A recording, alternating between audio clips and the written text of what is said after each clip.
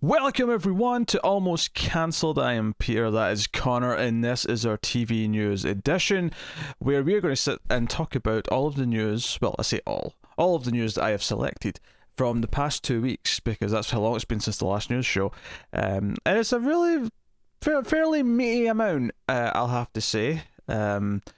Chrome asked me if I was sure if I wanted to open all 35 tabs that I had ready for this endeavour, and I think the computer was I don't think my computer was sweating a little bit. I think Chrome just has to assume you have an average computer. Yeah. Just in case. Like, you're on your old, MacBook from 2012. It's like, hey, you sure you want to do this to it? Are you sure you want to put it through its paces like this? It'll probably catch fire. But yes, so Connor's literally clanking bottles of booze as I'm doing my intro. Well, look, all I'm saying is you're going, oh, it's a big one. There's a lot. I'm like, well, I'm gonna need a drink. Well, I made a drink for this first one because the first story is about Mindhunter, and it's not particularly good news. It's not necessarily done forever. I mean, Fincher sounds like he wants to come back to it at some point, years from now, but it's essentially on indefinite hiatus, and that he is basically... And I'm a little bit annoyed at Fincher for this, because the way he talks about it, it basically sounds like he didn't really quite predict the workload of running a TV show, and is already wanting to leave and do movies and stuff, because he was really... And I'd be fine with that to a point, but the fact that there's a running... I won't get any spoilers, but there's a running thing throughout season 1 and 2 that's building to something that's going to happen later. There's a running thread that theoretically could last 5, 6, 7 seasons if they wanted to keep going and build up to this conclusion. And now it's just lingering in there. And I'm like, see, if you just didn't have that thread, I'd be like, oh, you know what, fine. Come back in 5 years, do a season 3, give it a wrap up. That'll be fun. Great. But instead, I mean, the best I'm hoping for now is a Mindhunter BTK movie. Come back, do a 3-hour movie with the cast, just give them a send off. That'll be good. But I'm annoyed at him because I feel like he's like a kid who's convinced he wants a puppy, and then he takes it for a walk 2 times and goes, oh, I think I've made a mistake here. Yeah, because I read this when he made a few comments about it. Correct me if I'm wrong, because I haven't got it in front of me, but I believe he kind of was like, the first season, it was great. I went in there with it all kind of written. I knew what I was doing. The second season, it was it was kind of a mess. Had to get massive tons of rewrites and extra people involved that he hadn't predicted, and it took way longer than he expected. And then Netflix were like, hey, do you want to do some movies for us as well? And he was like, yes, let me do that instead, which is why I think Mank is the new movie he's got coming out with Netflix. The quote here that really sticks out to me is he said in this interview, I don't know if I have it in me right now to break season 3. Well, I'm sorry, David, that you feel a little bit tired of the show that you championed and convinced us all was a great idea and that we enjoyed greatly, and now we're all left hanging because... It is a bit of a catch-22 though, because if he just churned out whatever shit came out and he was like, that'll do, because he just doesn't have the mental effort, the passion to actually deliver something up to the standards of the first 2 seasons, we'd just be complaining that season 3 was terrible. And I think at that point I'd rather not have it than have a terrible 3rd season. Yeah, well, but that's disappointing. He committed cardinal sins at the start of his career with Alien 3 anyway, so I mean, we're coming back around full circle now, and I'm mad at David Fincher once more. So, and yes, before anyone says in the comments, I know studio interference was a big thing on that, but he already killed off characters from Aliens at the start before there was any interference, okay? So I'm not giving him a complete free pass, just... was that his choice? I don't know what was him and what wasn't. I don't know if it was his choice per se. I mean, maybe that was just well, we're making this movie and the cast aren't coming back, so you just have to kind of do it. But regardless, I'm putting... And speaking of cast coming back, that might be a problem with any potential 3rd season or movie wrap-up down the line. Is everyone got released from their contracts. They did. I don't think it's as big a deal for a movie, though. I think it's much easier to wrangle a cast, especially since in this case, I don't think the cast in this are that huge. No, that's fair. They're attainable.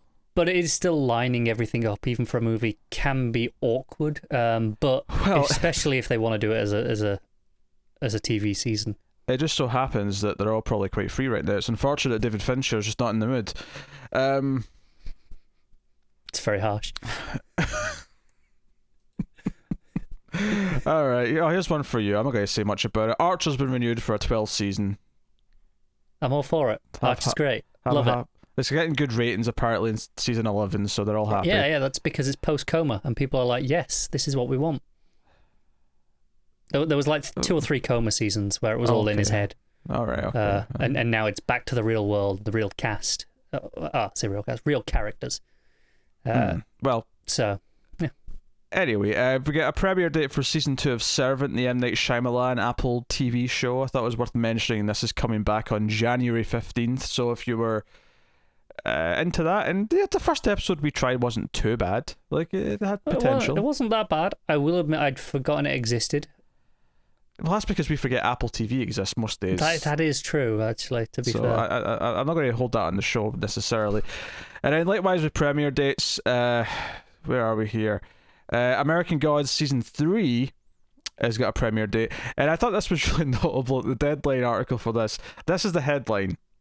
American Gods set Season 3 premiere date. Neil Gaiman says, story back on track. Which I'm like, wait... Did he not think season 2 was that good? I'll be honest. It has been so long since I heard about this show that I assumed season 3 aired already. Like, it's been and gone. Like, that's how long it's been since we heard anything.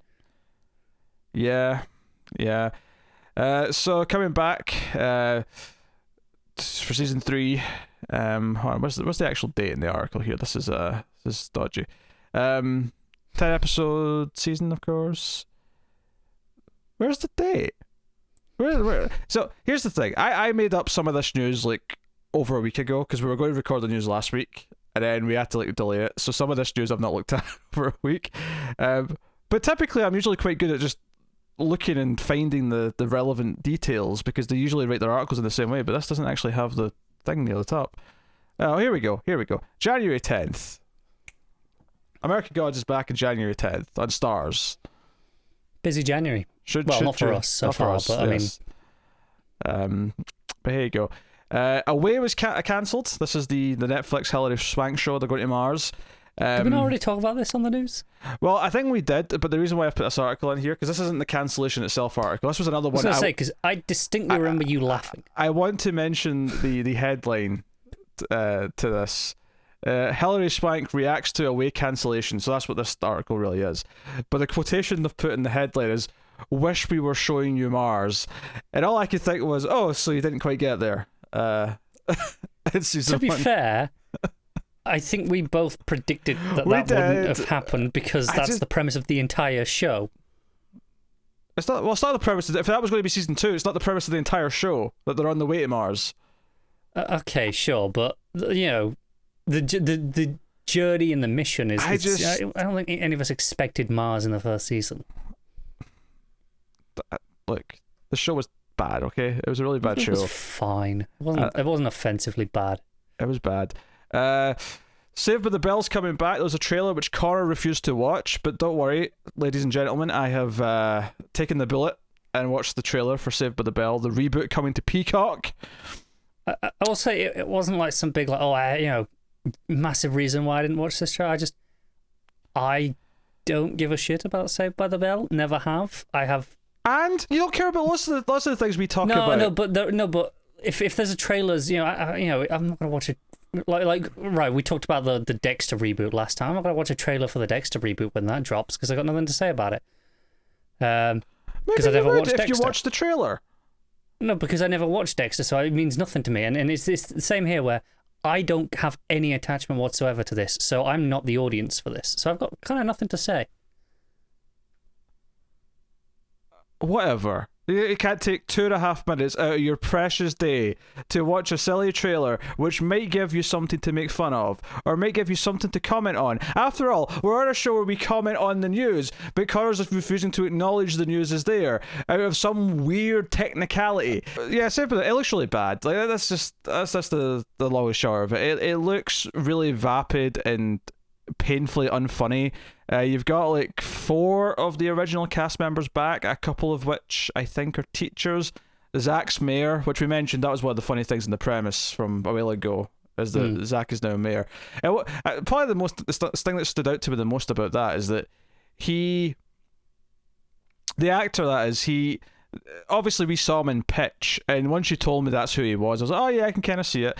But because obviously this is a sequel to Saved by the Bell, or a reboot of Saved by the Bell, they've obviously given him the blonde hair, they've shaved his beard, and they've, and I'm like, you know what, he actually does look like Zach growing up, whereas he didn't before, okay, I could tell it's the actor, I could tell it's that guy. Whereas once now, you can kind of see it. Yeah. Whereas now I look at, he popped up and I'm like, oh shit, they've actually done a good job of making him look as close as possible to what he looked like in the 1990s. He just looks middle-aged now. This is why they have professional hair and makeup departments. There's a few people missing from the original cast. I don't know, if they're the more or less important ones, but weren't offered enough money, perhaps. I don't know. Maybe they're not even acting anymore. I don't know. That's true. It's possible. I have no idea. It's been such a long ass time that who knows what. All of the teens in the show, though, they all came. Not that the teens in the original show came across in any great layers of depth, but they all feel like just the most CW chirpy nonsense characters from this trailer. Painfully unfunny is the best that I can describe. So, next up, Oscar Isaac is apparently in talks for Moon Knight, the Disney Plus Marvel show, which is a thing that's happening, and obviously some of these shows are sounding pretty cool. Moon Knight's not a character I really know anything about. I only really know him from the first Marvel Ultimate Alliance video game. Very specific. I've never read anything. Well, he looked cool in that game, but I've never really read. I think I've read like an issue 1 or 2, like out of He was in the last arc of Avengers that I read, the current ongoing run from Jason Aaron, and he was there, and I'm like, okay, sure, this character exists. I don't really know much about him still, though. Yeah. So it's got a bit of cred just in that it seems like the quality of these Disney Marvel Plus shows, or Disney Plus Marvel shows, is seems to be promising so far, and Oscar Isaac's a pretty good name if they do happen to get him for it. But other than that, I have nothing to really add because I don't know the character enough. All I really have to say is I appreciate you wording it correctly at the start of this story, that allegedly in talks, because this hit the internet, I don't know, a week ago, whenever it was, and the entire internet was like, well, this is just a fact now. And I'm like, I mean, it's likely, don't get me wrong. More often than not, these things wind up being true. But, just treating it as, well, it might not be true, wouldn't go amiss. Let us move on. So, Why the Last Man, which is redoing its pilot before it comes back, it has officially started production on its new pilot. So, and this is a weird kind of thing now that we're actually getting more and more stories of things that are actually shooting, and they're shooting with, procedures in place, a lot of strict rules about what they can and can't do, and safety precautions and all the rest of it. But I was so used to just nothing is shooting for like 6 months there that it's kind of weird now. But yeah, so this is starting to shoot. This is the FX/Hulu now. Because it was always FX, but obviously everything in the last year, 2 years has changed that slightly. There's 2 new cast changes on the project. Ashley Romans and Olivia Thirlby have joined the series, replacing the originally cast Lashana Lynch and Imogen Poots.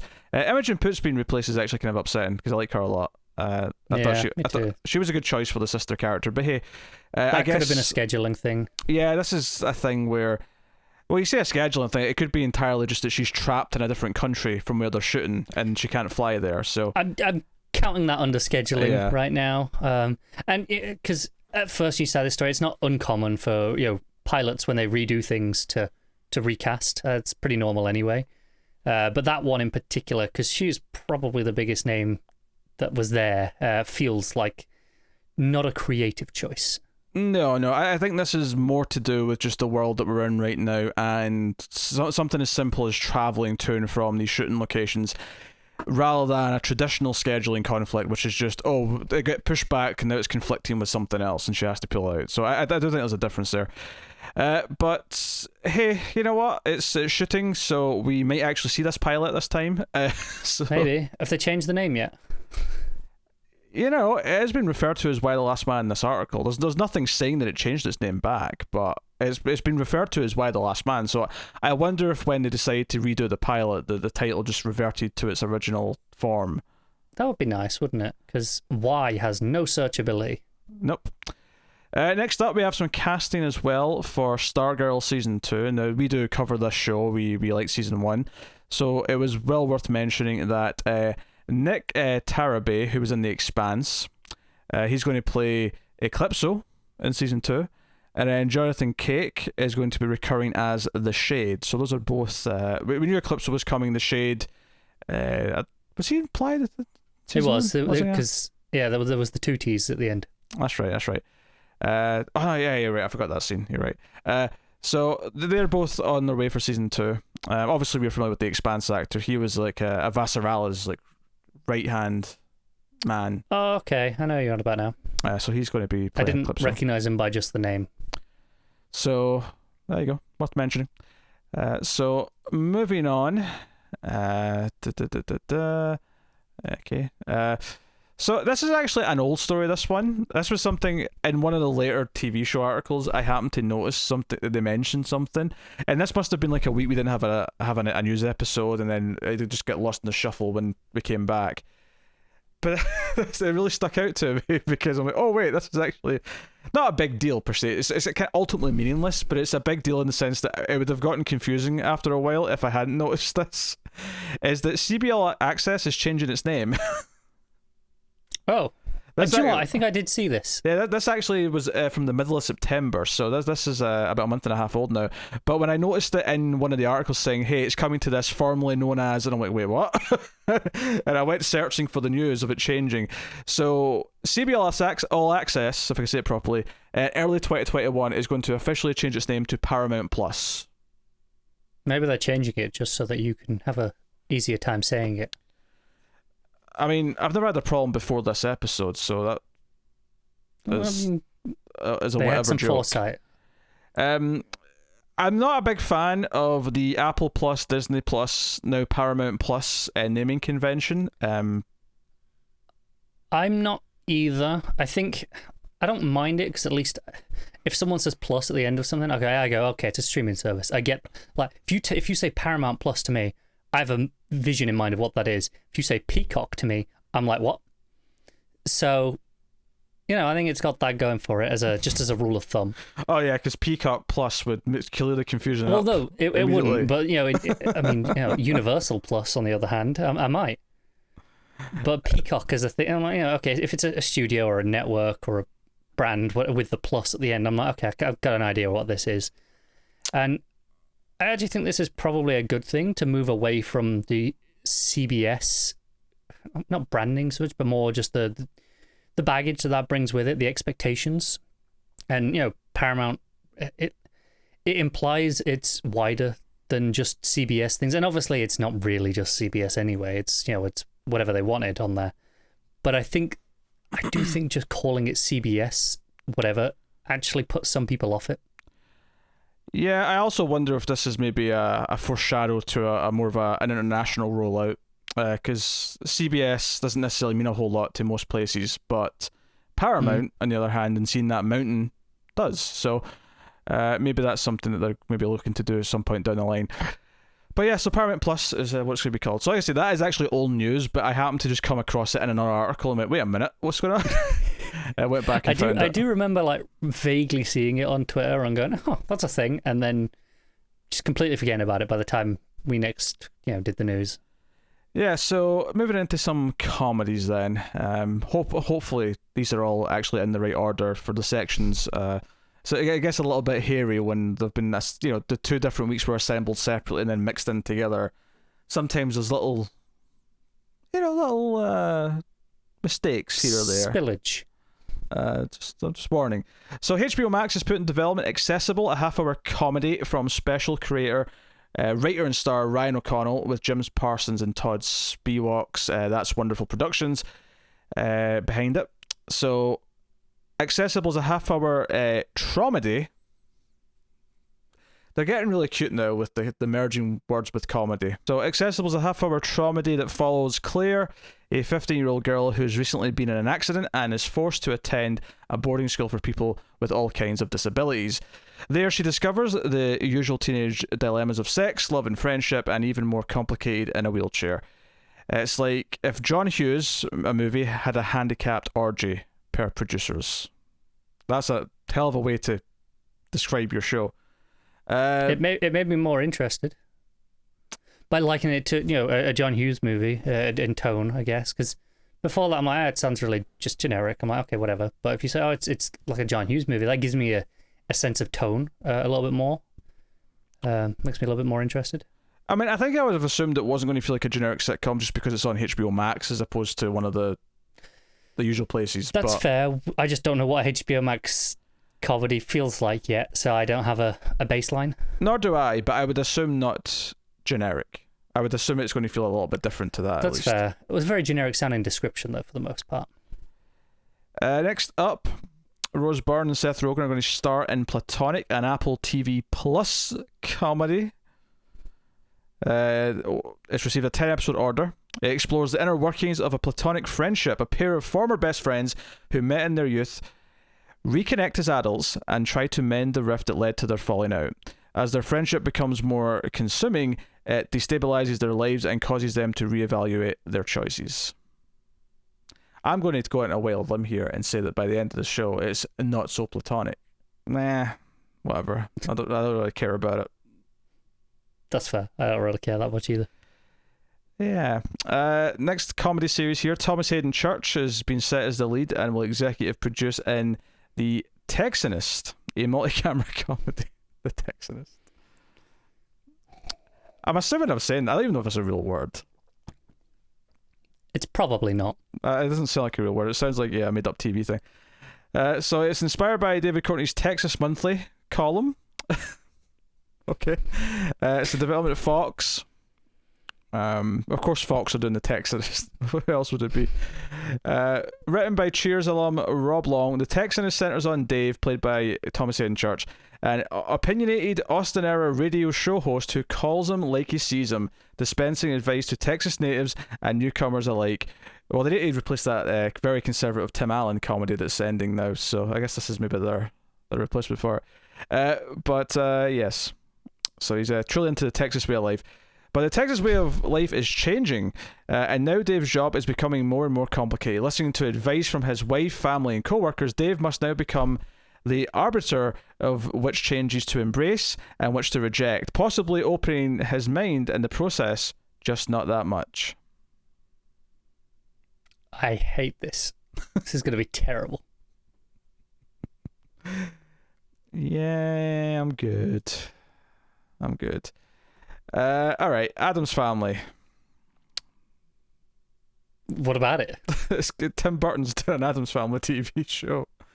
He is? Of course he is. I feel like how has this not happened already?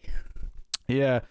So this would be a first for him because he's never really done like a long form live action TV show or anything like that. But Tim Burton is working on the Addams Family, developing a new series, of course based on the old TV show.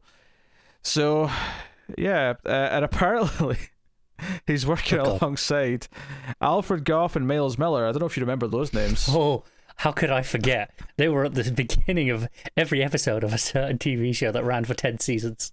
Yes, the creators of Smallville are working with him. So you got Tim Burton and the creators of Smallville. What a combination. That is that is something. So MGM-TV owns the rights to the IP, so they'll be kind of involved in it. But the actual, broadcaster or wherever it ends up, apparently there's a bidding. No, I don't know if it's a war per se, but there's a bidding going on. Netflix are involved. It doesn't surprise me that there's interest given the remaining popularity of the brand of the Addams Family. Right, it's still pretty recognizable by everyone alive, give or take. Yeah, the Addams Family, of course, is a fictional household created by American cartoonist Charles Addams in 1938. I did not know it was something before the TV show, to be honest. I assumed the original TV show was the start of it, but fair enough. It's a cartoonist who created them.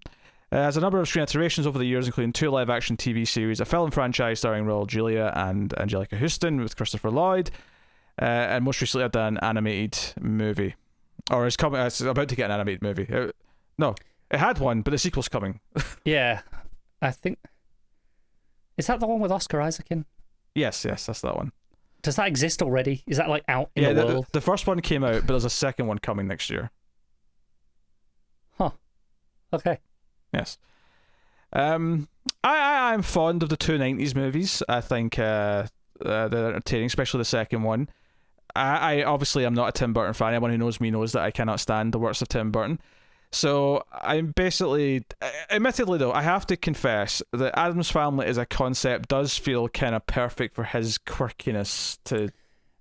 No, it really does. If you had to take any sort of established brand of pretty much anything that exists and goes, right, what would make a great Tim Burton thing? That's got to be in the top 3. I think he's just pissed that vampire one he did with Johnny Depp didn't work out, because that was based on a TV show that I never heard Dark of. Shadows. That's the one, Dark Shadows. I wonder if he's just pissed that kind of, just bombed and no one cared about it. So he's like determined to, I'm going to do an old TV show, damn it, and it's going to be popular. People are going to love it. That's possible. And like I say, though, it does feel like a top 3 Tim Burton brand to exist. So I feel like this will make a lot of people very happy. Assuming it feels like a Tim Burton thing, but the end product, I can't imagine this disappointing. The people who this excites, I can't imagine being disappointed by it. Yeah, I will take this time to thank our Patreon producers for the month before we move on. So thank you to Tyler Hess, Cindy Palacios, David Sharp, Born Now, Al Tribesman, Christopher Moy, Brett Williams, and David Brown. They are Patreon producers, which means they are patrons of $20 or more at patreon.com/MailFuzzTV, where you can support us for as little as $1 per month and get bonuses for your trouble, help keep all the content coming, show your support, all that stuff.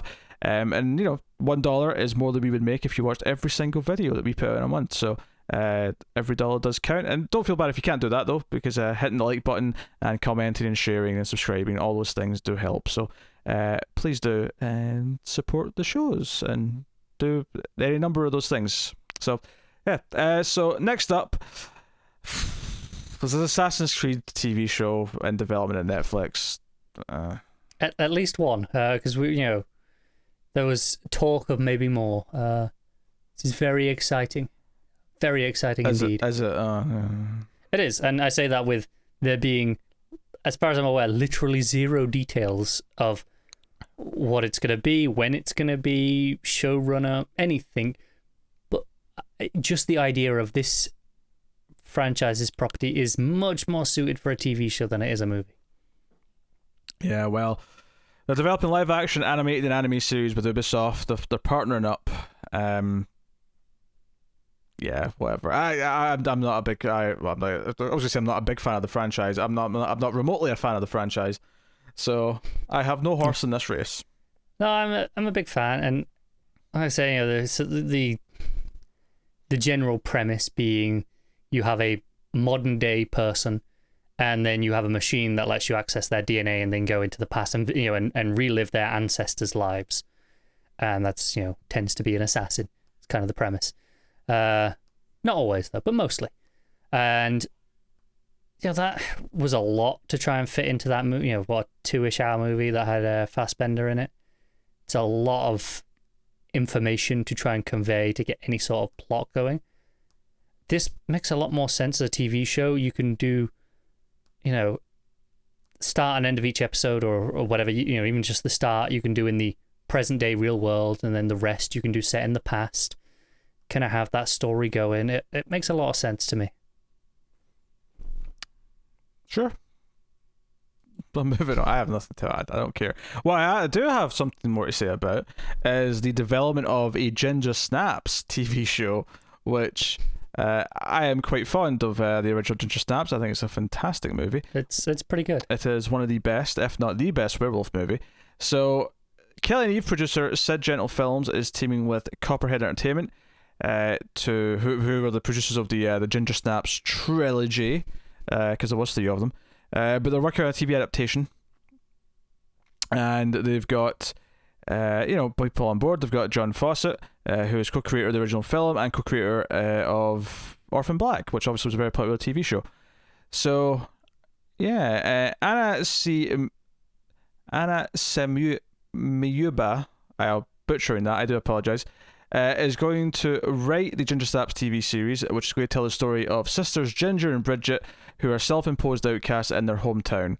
Inseparable and fascinated with the macabre, they make a pact to escape their sleepy suburban home by 16 or else take their own lives. But on the night of her first period, Ginger is attacked and infected by a werewolf which unleashes a monstrous kind of puberty. Bridget can't understand this new version of her sister, who is violent and sexual. As a bloody trail begins to form in Ginger's wake, Bridget must find a way to curb her sister's new cravings or risk losing her forever. I mean, that's... Yeah, I don't know if you read a description for the TV show or just the movie there. Well, that's a description of the TV show, which I was about to say does just sound like the plot of the movie, which makes sense. I can totally see how you take the movie and turn it into a 10-episode thing. Yeah. I think the concern here is, depending on what sort of tone they're going for and where this ends up, is just how much of a teen show it's going to end up being.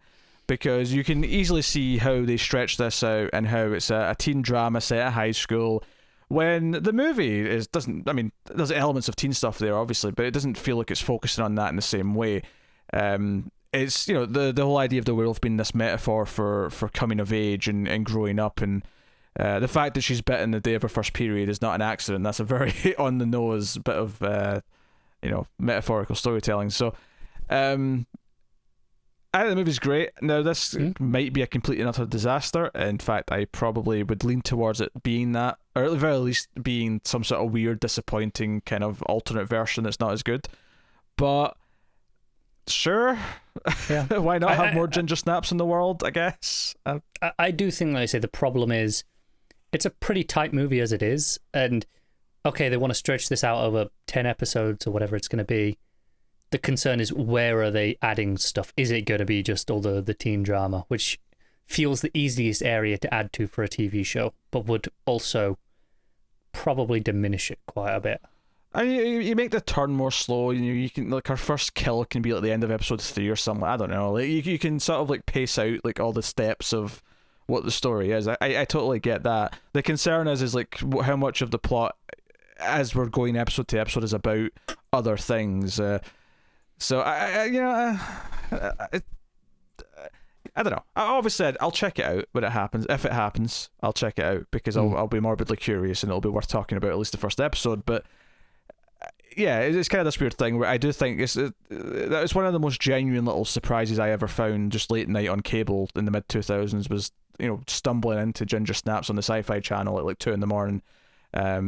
But it was a pleasant find, and I think that, you know, Catherine Isabelle and her co-star, whose name I do not remember, but playing those sisters, make that movie so much of what it is, and then mixed with the dark sort of low budget tone and the style. I think that's probably my first concern, is that you take a movie that was made like, and this is not an super old movie, you know, it came out in what, 2000?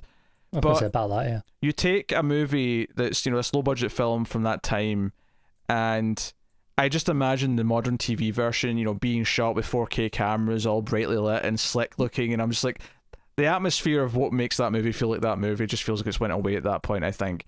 And it's kind of my problem with any modern update that they do of a lot of old stuff. It's maybe not to quite the same extent, but, you know, when you watch, like, say, Star Trek Picard and everything's all slick looking and it's all futuristic, and I mean, obviously it was always futuristic, but there's all lens flares, it's all these things, and it's like, doesn't really feel like the world Picard was in the previous series that he was inhabiting. So it's, you know. Yeah, this manages to avoid that a little bit by, you know, not being directly connected. Well, yeah, my complaint there... I get where you're coming from. Yeah, my complaint is just losing the atmosphere, not that it has to feel like it's the same world. It's the sort of thing that might end up, assuming it's still well made, might end up working better for people who never watched the original. You know, see the RoboCop remake versus RoboCop. I mean, basically just see any remake, more or less, versus the original. I believe the recent one to throw shade at is Rebecca. I haven't seen the new one. I haven't yet either, but it got torn apart by everyone I saw on the internet. Just I mean, maybe remaking a movie that was done by Hitchcock's not the best idea. Who'd have thought? But doesn't stop them trying, though, does it? So Ginger Snaps is a thing that is happening.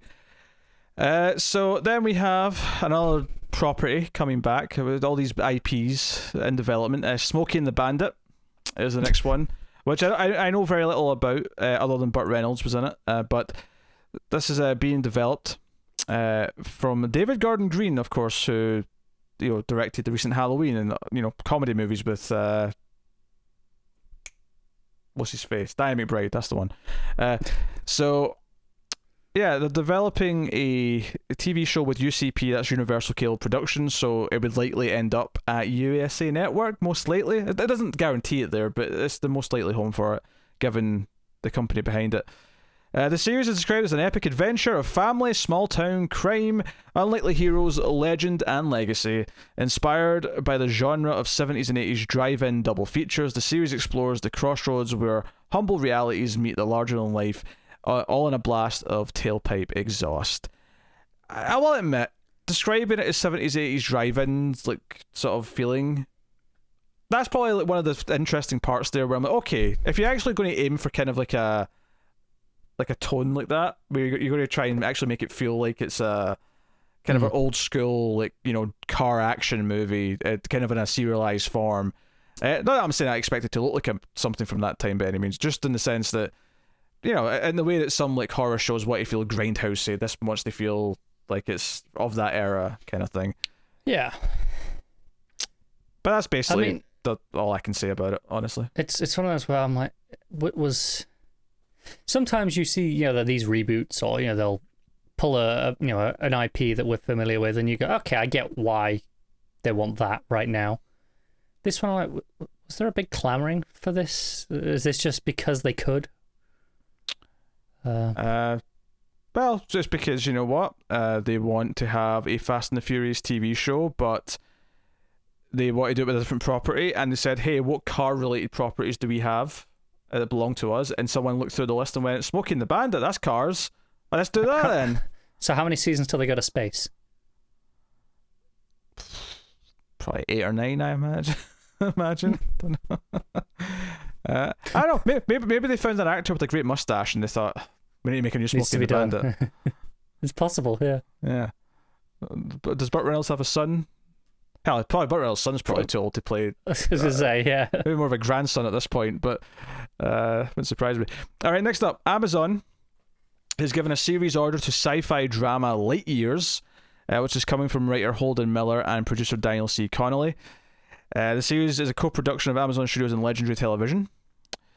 So, written by Miller, Light Years follows Franklin and Irene York, a couple who years ago discovered a chamber buried in their backyard, which inexplicably leads to a strange, deserted planet. They've carefully guarded their secret ever since, but when an enigmatic young man enters their lives, the York's quiet existence is quickly upended, and the mysterious chamber that they knew so well turns out to be much more than they could have ever imagined. So it's a couple with a mysterious portal in their backyard to another planet. I'm not entirely sure what the tone of this is. I have no idea either. I mean, I'm intrigued. Obviously, they say TV show with science fiction next to it, and I'm probably going to check it out. Especially with somewhere like Amazon, they'll probably throw the appropriate budget at it. Yeah, I'm intrigued. I'm intrigued by the premise here. Yeah. Well, okay, there you go. That's Light Years. So that's cool. And then next up, Amazon once again. Amazon have ordered a TV series adaptation of Andrew Bovell's award-winning play Things I Know to Be True, with Nicole Kidman set to star and executive produce. So this is probably going to be... I imagine they're going to promote the show of this when it's coming out, because they've got Nicole Kidman in it. Yeah. So, you know, I feel like Amazon more and more recently really feel like they're starting to build up a portfolio to rival Netflix's originals. This one in particular, before you even tell me anything about the description... just, okay, based on a play, Nicole Kidman. This feels specifically aimed to rival some of those HBO shows. Big Little Lies. Some of the others in that kind of genre of things that HBO have. The one starring Nicole Kidman is what you're saying. No, but they've got a few, haven't they, that are like that. Yes. So, Things I Know to Be True is about the resilience of an enduring marriage and the evolving nature of a family's love, as Bob and Fran Price watch their adult children make unexpected decisions that change the course of their lives. I mean, it's about as dry as one could possibly get, but this will probably be a nice little awards darling for Amazon, and they can promote the crap out of it. They've got sci-fi shows coming for us, so they can promote this to... And to be fair, sometimes these shows can appeal to us. They can do, but the description there didn't fill me with... It didn't. You never know, though. With enough talent behind the camera, it's possible. Sticking with Amazon, they gave me sci-fi, they gave me sort of prestige drama, and now they're giving me fantasy. Well, I say me. Oh, yes. Sign me up. Giving you fantasy. Amazon's put in development a fantasy drama called Havenfall, based on a novel by Sarah Holland, from writer Evan Daugherty, who worked on Divergent, and Lauren Olivier's Glasstown Entertainment. So, Havenfall chronicles the story of Maddie, who returns to a place from her youth for the summer, a mysterious hotel called Havenfall Inn, nestled in the Rockies overlooking a sleepy Colorado town. A place which, unbeknownst to the world, contains portals leading to different fantastical realms. Havenfall has also long served as a neutral territory, so it's the John Wick Hotel, but for fantasy realms. Quite possibly. The Continental. I mean, John Wick, when you look at it through a mythological lens, I mean, if you look at them all as, as gods, it's not that far off. Havenfall is the long-served neutral territory that links the realms, but that peaceful status is disrupted by a shocking murder that will force Maddie to confront dark truths about her family. So I got a murder mystery with fantasy backdrop. I retract my previous excitement. But the murder took it away from you? No, just the whole thing. Like, I'm modern fantasy, and by modern I mean, set present day. A lot of that doesn't really interest me. There are very few examples of urban fantasy that really get me good. Yeah, I was going to say that's set present day, I'm sure. Yeah, those tend to not interest me as much. There are only a handful of examples of that sort of fantasy that do get me. What are you talking about? You give Bright a 10 out of 10. I did not. How dare you? I gave it I don't know, but I want to say a 6 at most, but I am cautious in case I didn't, and now I'm worried as to what I did give it, and please don't let me have given it a 10, because it's obviously not. I mean, I was only joking. You don't have to check. Next up, Amazon is back again with the sci-fi. A lot of Amazon shows this news batch. So they've ordered a second series from David Wheel, who's got another show in the works. He's done Hunters with them. He was behind Hunters, which we did the first couple episodes of it earlier this year.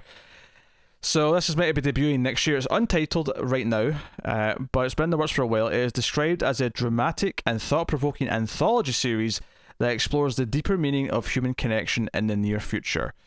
The sci-fi series will tell 7 unique character-driven stories, so it'll be 7 episodes then, I assume. Each character will set off on a thrilling adventure in an uncertain future. They'll come to reckon that even on our most isolated moments, we are all connected through the human experience.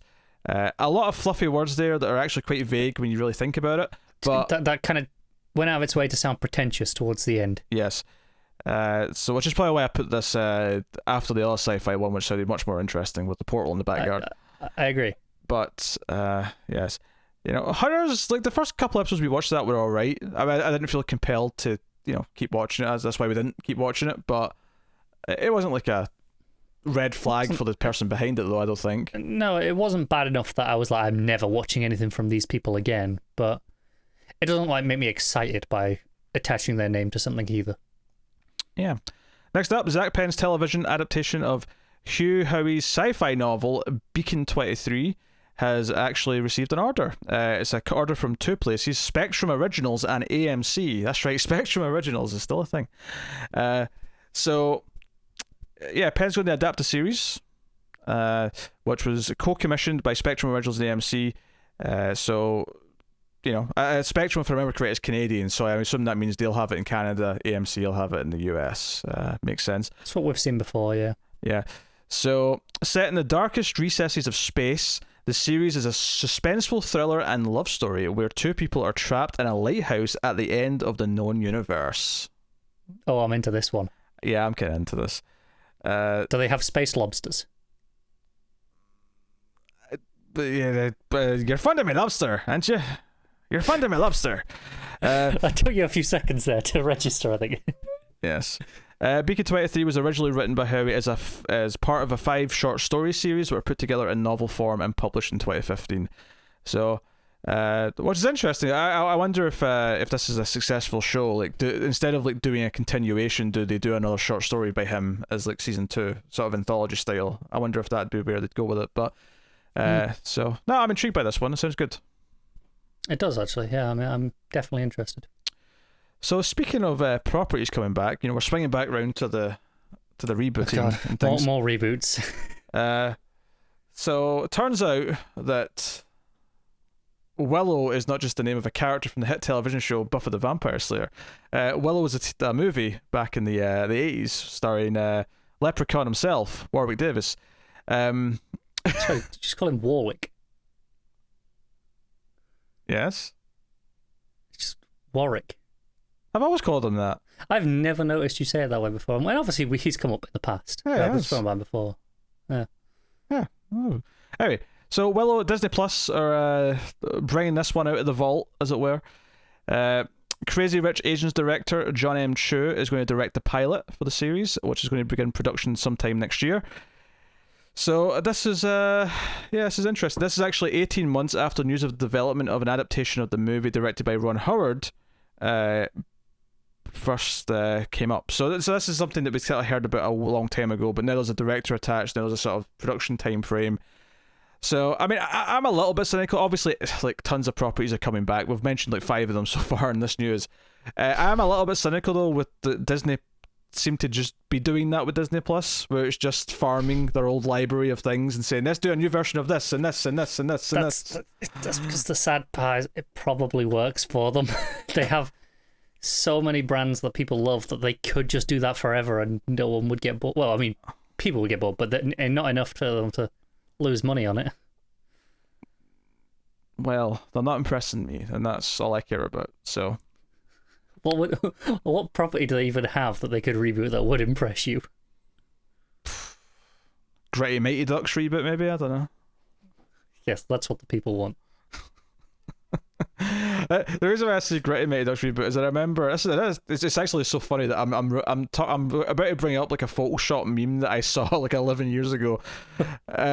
Deep cut for the internet here. But it was when the Friday the 13th remake was coming out, and the poster was just this hockey mask, because it was Jason's hockey mask, and someone photoshopped it into the. It was the same thing, but they shaped it into the duck style hockey mask, and it just said Quack at the bottom. And ever since that, I've just had this image in my head of the Gritty Mighty Ducks reboot that'll come someday. That's actually quite a good meme. I just love, because obviously so many like teaser posters for movies, especially when it's like a sequel or a reboot or something's coming back, they can just put a simple phrase or a word that means something to the fan base, and I just love the idea of the duck hockey mask with the word Quack, just Quack on it, so nothing else, just Quack. Does the job though, doesn't it? Quack 2025 or so, I don't know. Oh, you're giving them a deadline. It was a hypothetical year, okay? I have no idea what Willow's about.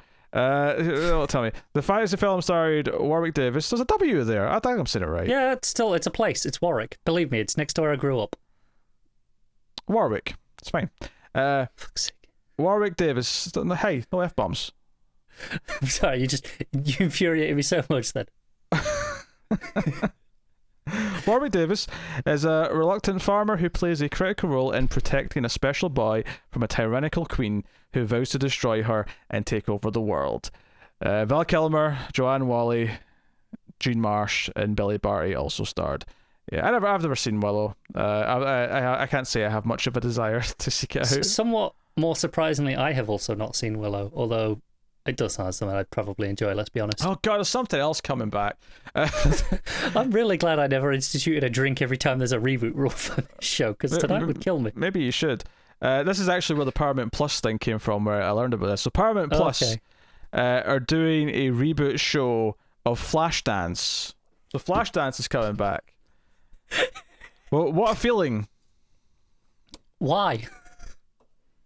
Because they want us all to say, what a feeling, when we see how good it looks and feel it in our bones, and we're like, what a feeling. Yes, that was definitely the plan. The 1983 movie star Jennifer Beals, it marked the first hit for Jerry Bruckheimer, which is so funny to think about. But it is actually, yeah.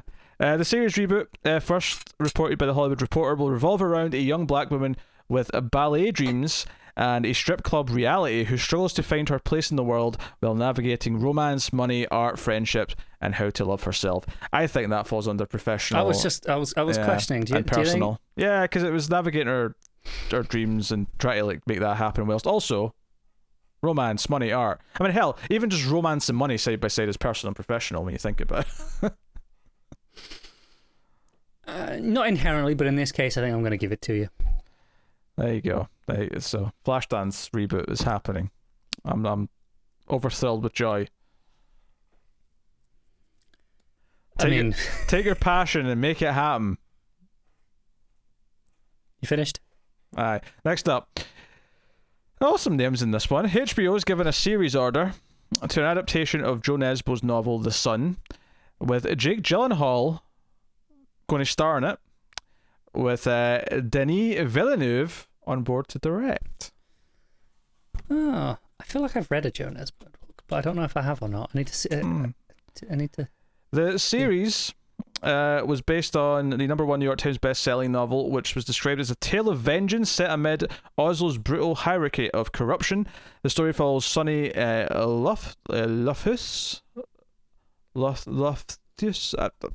You know what? I can't wait to watch it just to hear how this is pronounced. An escaped convict and an opioid addict who can't recall his past, on the run from the law toward an unknown truth. So, yeah, you got a bit of a thriller kind of, I don't want to quite say Born Identity thing there, because I don't think he's going to be as skilled as that, but you can sort of see. No, but I think that's kind of in line with a lot of what their books are, like kind of the crime thriller sort of thing. Yeah. Now, admittedly, Gyllenhaal and Denis together again. That's the selling point. It's a good team, yeah.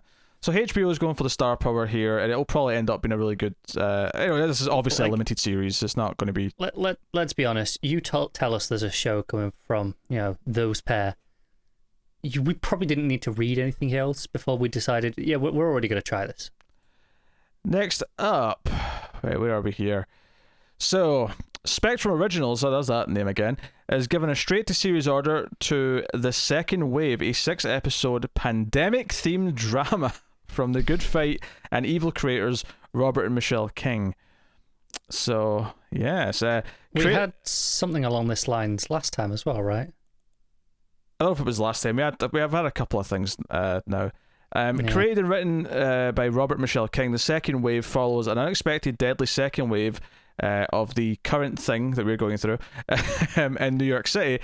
It follows the lives of two neighbours, Rachel and Lily, as they navigate life in quarantine in New York City.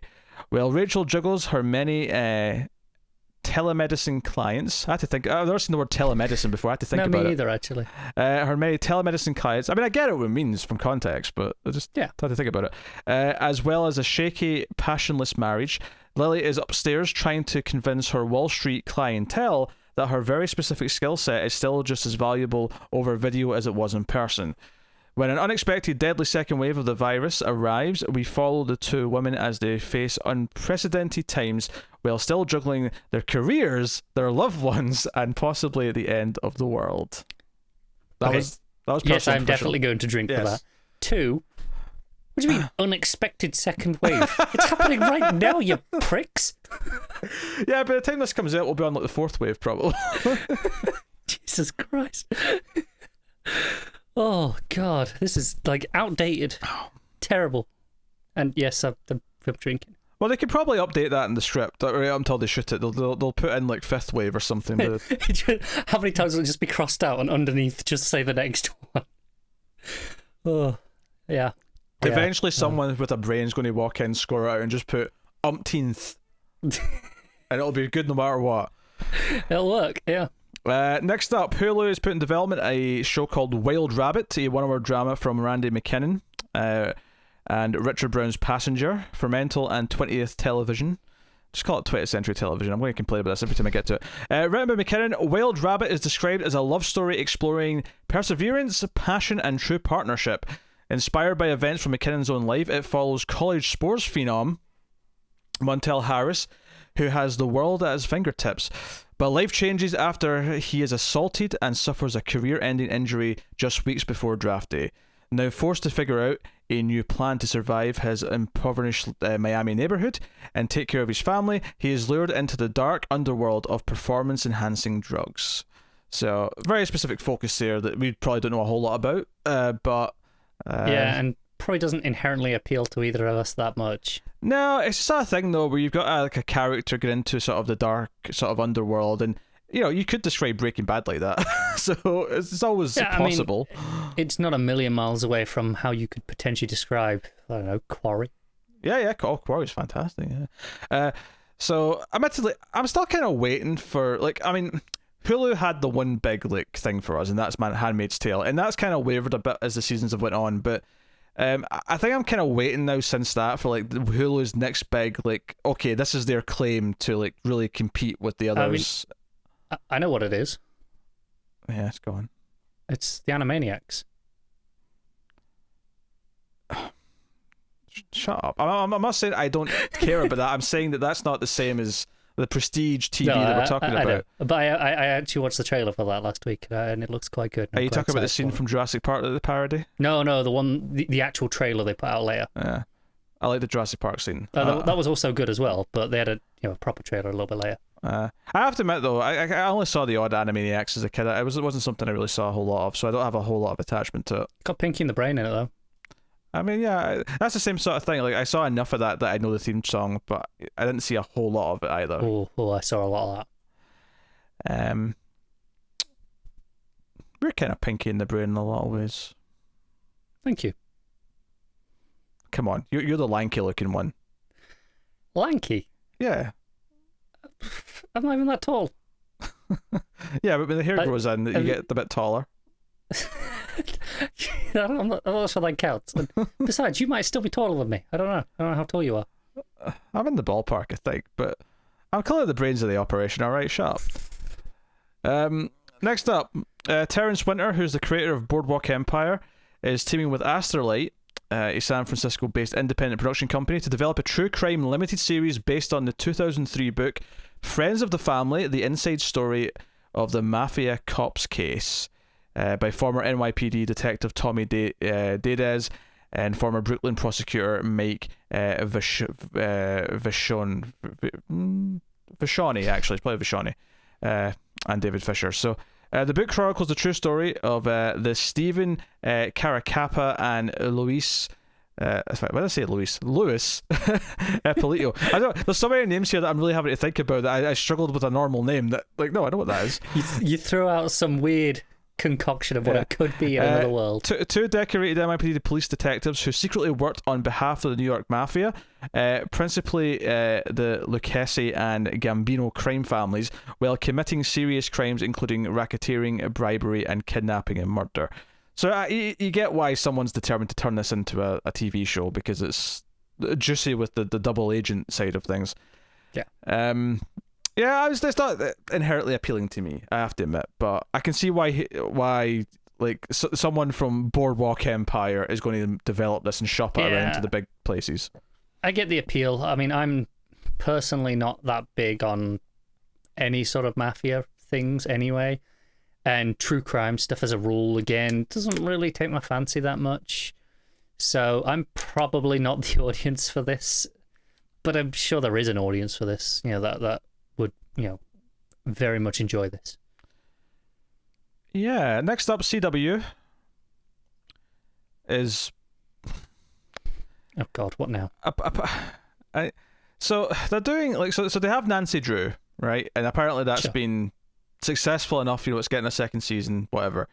But this article starts off by saying the CW is building out its Drewniverse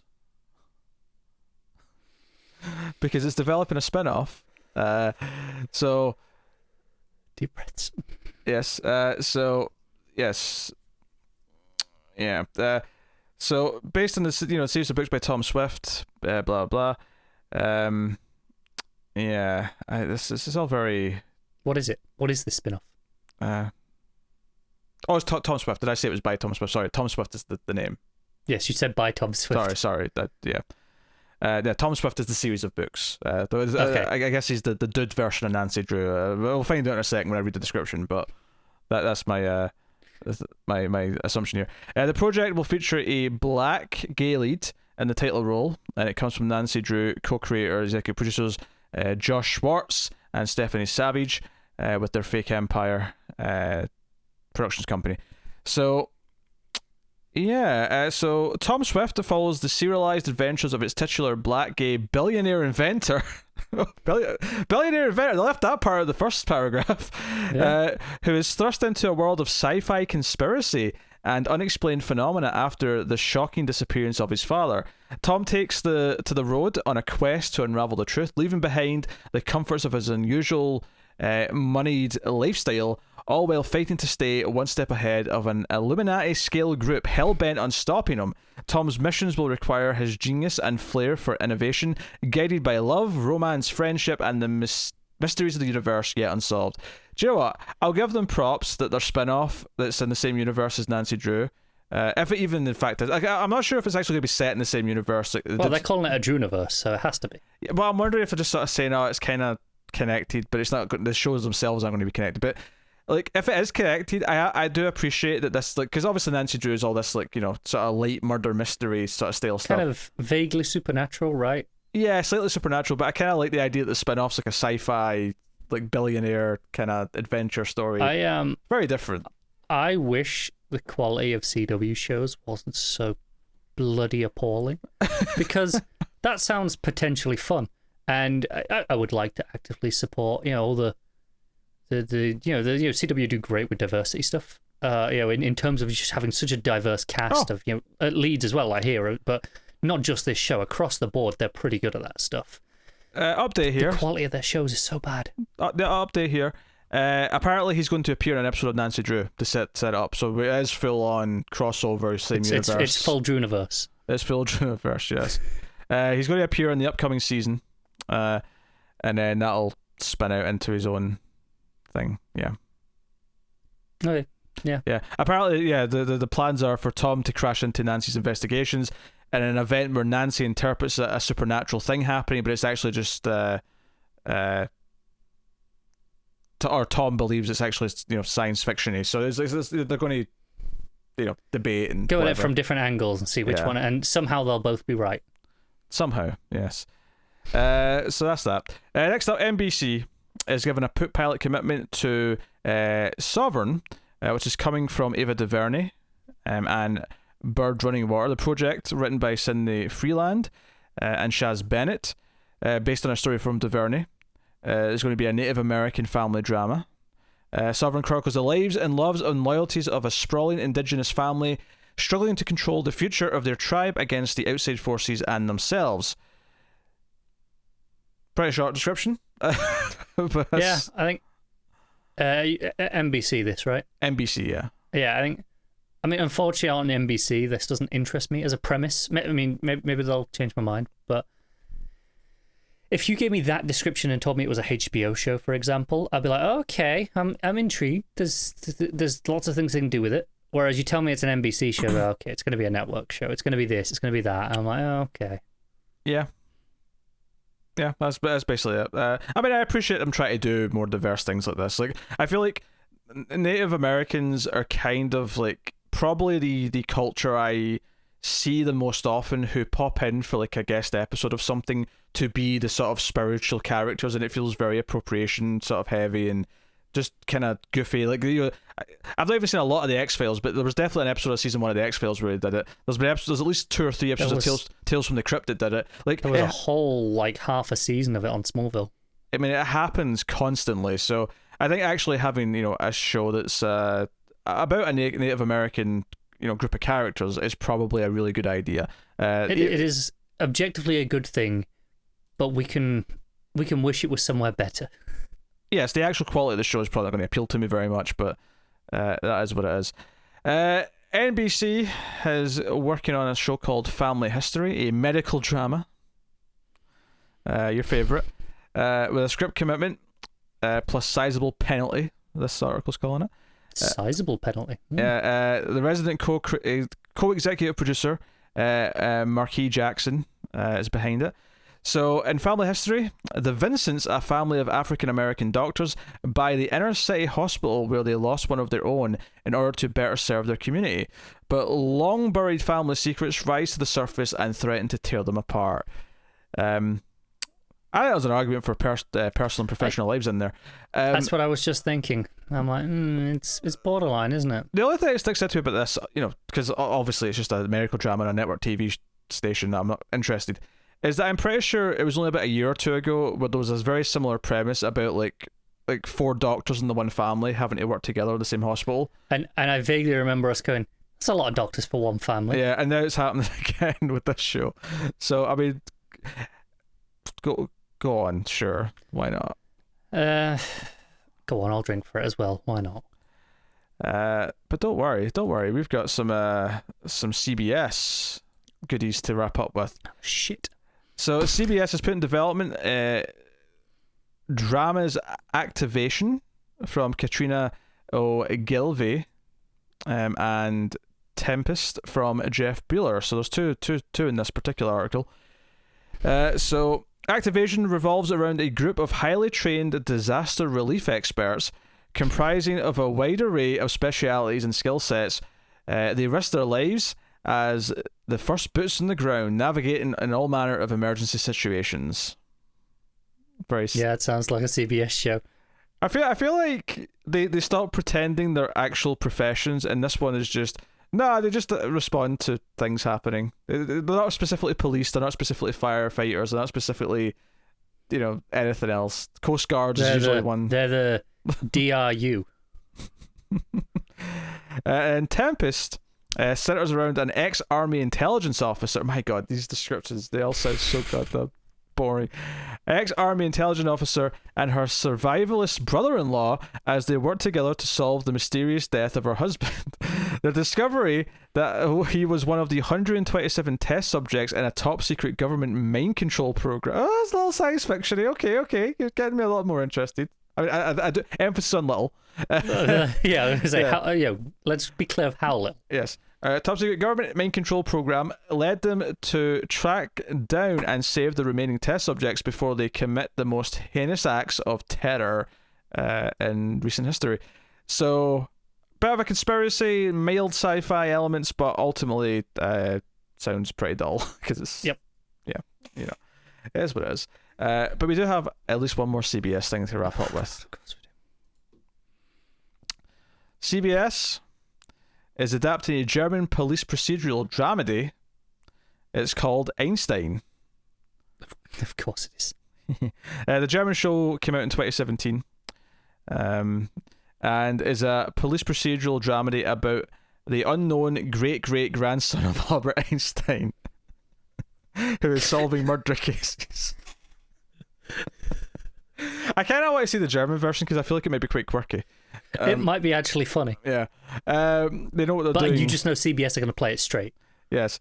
So CBS writer, executive producer, insatiable creator Lauren Gussis, and executive produced by American Gothic creator Karine Brinkerhoff. It centers on a roguish, out-of-the-box thinking physics professor who happens to be the secret illegitimate great-granddaughter of Albert Einstein. She begrudgingly partners with the Boston homicide detective, the police department, not only to help solve the most puzzling of crimes, but also to address the problems of ever-present inside the institution of policing itself. In addition to switching the gender of the Einstein great-grandchild, the adaptation will provide a 2020 perspective on policing, which comes under major scrutiny following the death of George Floyd. So CBS are going to actually try and use the character to question police procedure and all corruption. I'm going to say is, if there was any network that in my head I associated with the word propaganda more than any other, it would be CBS. I feel like Fox kind of is probably about on par. They're up there as well, but I'm not sure CBS has the authority to the audacity to tackle something like that. I mean, look, if it actually pulls it off and is a nuanced look at this subject, then fair play when that happens. My expectation right now, though, is they want the cheap cred for doing it without it actually addressing anything and it's very cynical as well when they have like 10 other cop shows and other across the week potentially. And then here's the token one that's like, see, we're fixing the problem. Yeah. So I'm skeptical. Right now, but you never know. But yes, so they made it sound more generic. It's like it actually sounds like a Fox show. They're partners, but one of them is Einstein's great granddaughter. It does sound a lot like a Fox show. Did CBS poach all of those this year? Possibly. Maybe Fox were running behind. The pandemic's made them slower at picking things up, so they've not been grabbing some of these prime Fox material quite as quickly. But there you go. That is the news for the week. We're done. Wrapped up. We made it. Yes. So there's not actually a lot to tell you about TV review-wise. I have the final Utopia review coming in the next couple of days, so you can look forward to that. And obviously we're doing Star Trek Discovery Season 3. But unfortunately, November is actually shockingly quiet as far as shows that are of interest to us starting. So yeah, especially as Pete wasn't interested in talking about The Mandalorian anymore. Definitely not. No. Which started back this week and is very, very good. Almost a full hour for the first episode, by the way. I don't know if that's to be expected going forward for the whole season. I kind of hope so, because it felt good. I don't care. I know. I really do not care. So, yeah, not much to kind of shove down your throats promotion-wise at the end of this one. But of course, always more coming. The Patreon post for the $10 patrons suggesting pilots to review went up, of course, on the 1st, as it usually does. Worth mentioning though, one of our patrons responded to just suggesting some old pilots to do instead of new things, and I thought, you know what, maybe we'll pick one of those and do it because it actually sounds like a fun idea when there's nothing else on. So if you're a patron at $10 and up, go suggest things, and whatever one sounds the most interesting to us, we'll do. But yeah, we're looking at sort of getting back up to date on some other things that we've let linger behind for the last couple of months, but hopefully we can keep the TV news coming consistently. And I think October was pretty busy with all the Screams horror movies, so obviously if you're on the YouTube channel, that should slow down again now. Very much well should. In fact, it's actually going to be going a little bit slower than it usually was beforehand, because we're in kind of a Tim's paternity leave mode, which is not to say that he's on paternity leave yet, but we are stacking episodes up for his absence, and as a result we are cutting back a little bit. It's just one episode a week strictly, that's it, for the foreseeable future until he's back and recording again after the birth of the child, which is a number of months away. But we have to stock a lot of episodes up before we can get there. So but yeah, that's pretty much it. We mentioned Patreon earlier. Like and subscribe, all those usual things. Get us on the Twitters at mail_fuzz for channel updates, but otherwise that is us.